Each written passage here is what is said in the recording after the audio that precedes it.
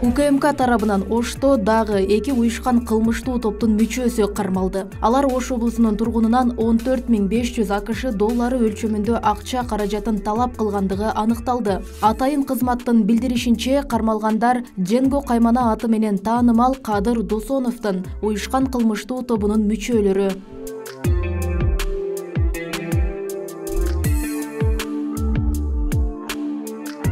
Бул факты боюнча кылмыш жаза кодексинин 208-беренеси опузалап талап кылуу боюнча кылмыш иши козголду. Анын негизинде шектүүлөргө карата Ош шаардык сотунун чечими менен тергөө камак жайына камакка алуу түрүндөгү бөгөт коюу чарасы тандалды. Учурда тергөө иштери жүрүп жатат. Белгилей кетсек, жыл башынан бери Ошто уюшкан кылмыштуу топтордун үстүнөн түшкөн арыздардын негизинде 10дон ашык мүчөлөрү кармалган. Жеке эле Ош облусунун аймагында эмес, жалпы эле Кыргыз Республикасынын аймагында ички иштер органдары өзүнүн кызматтык милдетинин алкагында кылмыштуулуктун күрөшү боюнча, анын ичинде уюшулган кылмыштуу топтордун күрөшү боюнча иш тыныс алып барылат.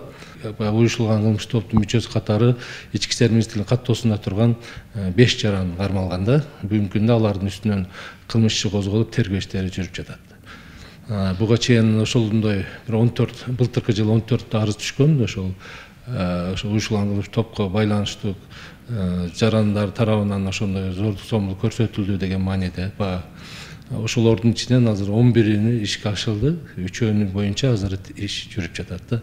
Кечээ күнү ушул эле берене менен Жалал Абадтагы уюшкан кылмыштуу топтун мүчөсү кармалган. Ал дагы жарандан 3 миллион акча каражатын опузалап талап кылганы айтылган. УКМК аны Кремtöбөл Камчы Көлбаевдин уюшкан кылмыштуу тобунун мүчөсү экенин билдирген.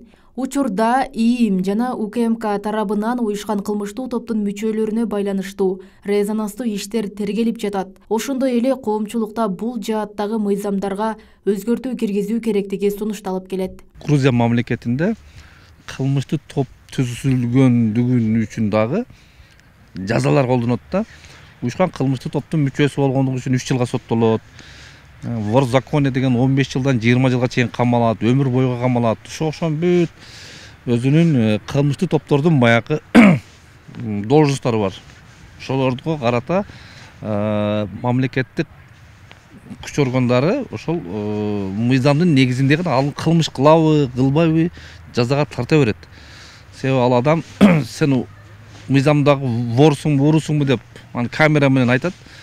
Ал ооба дейт. Ооба дегенден кийин сөз камалат. Эгер ал баш тартса дагы 2-3 адамды свидетель кылып күбөгө өткөндөн кийин камай берет.